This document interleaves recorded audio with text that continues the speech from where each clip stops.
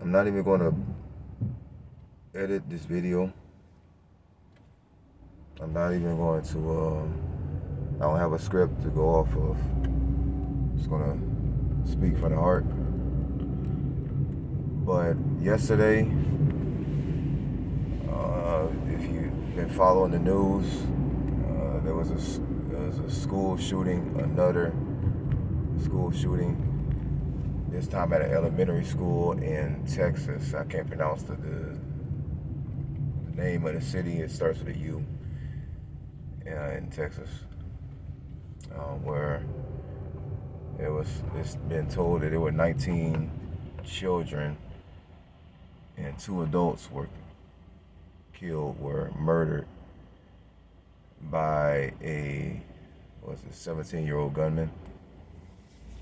Who the gunman was eventually tracked down and murdered. Well, not killed. Sorry, he was killed by authorities. And this event, this ugly event here on American soil, immediately reminds me of what happened in Sandy Hook Elementary School in Connecticut, when in December 2012 there was 20 children, I believe either 19 or 20 children, and 6 adults, staff members of the school, that were killed by the gunman who was 20 years old. And they were murdered in cold blood. And that gunman, he was tracked down and he was killed.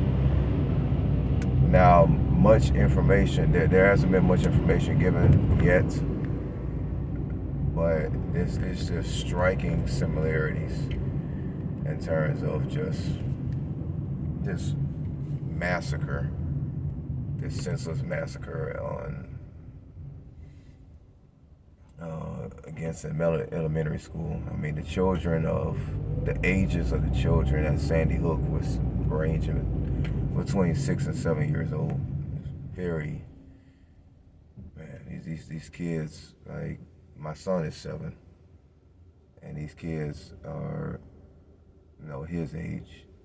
Well, they were his age at Sandy Hook and back in 2012. And this being in the elementary school in Texas, where this massacre took place, they're likely the same age.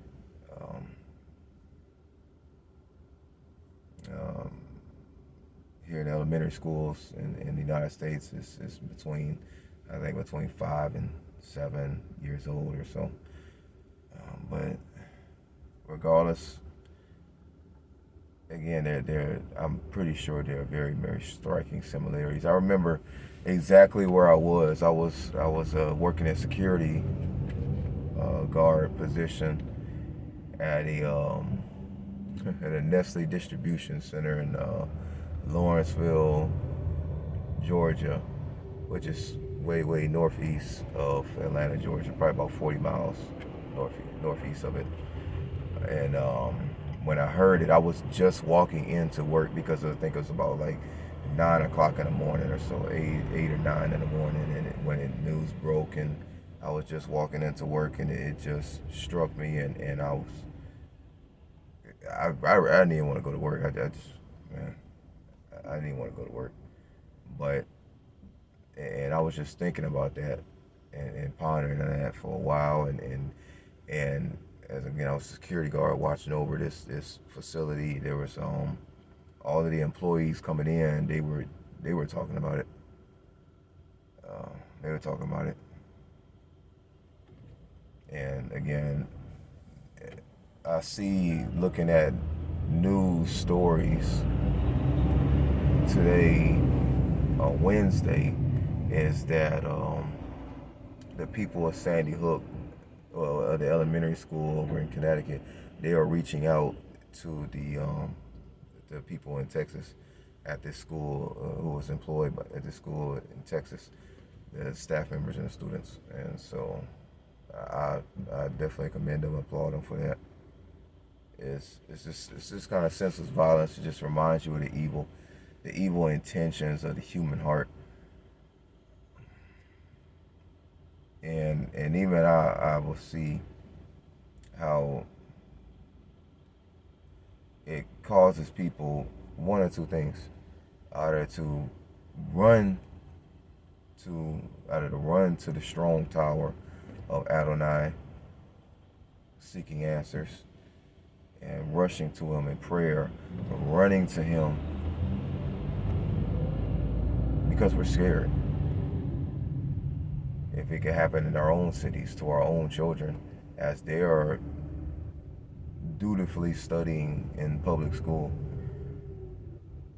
and also, unfortunately, Satan will use these events, as he's already possessed people such as that man, I forget his name, the 20-year-old of the shooter of Sandy Hook and the shooter of this school in Texas. He's already possessed those shooters and caused them, like the Prince of Tyre, led them on puppet strings to act out in the way that they did, but also caused people to question, oh man, why did God allow this to happen? I hear it all the time. But why did God allow this to happen? It's these kind of events, though, again, it reminds you of the human heart. Even like John Calvin said, the human heart is a factory of idols. If a person does not value the sanctity of life, these things will happen. Columbine, Virginia Tech, Sandy Hook, and now this, and so many more in between. If people do not value the sanctity of life, that will happen. These things will happen. And the restrainer, which is the Ruach HaKodesh, the restrainer, as outlined in scriptures, upholds humanity, floods humanity with grace, mercy and grace. I keep telling people the two greatest words in the English language is mercy and grace. Once you know about those two words, and you keep reminding ourselves about it, hopefully it would not ever allow our eyes to wander, to be deterred from the Most High. Those are the two greatest words in the English language. Pray for those families who have suffered terrible losses, the children and the adults. Pray for the family of the gunman as well. That's probably what people don't want to hear, but the gunman's family, hopefully they were not enablers. They did not enable this kind of attitude.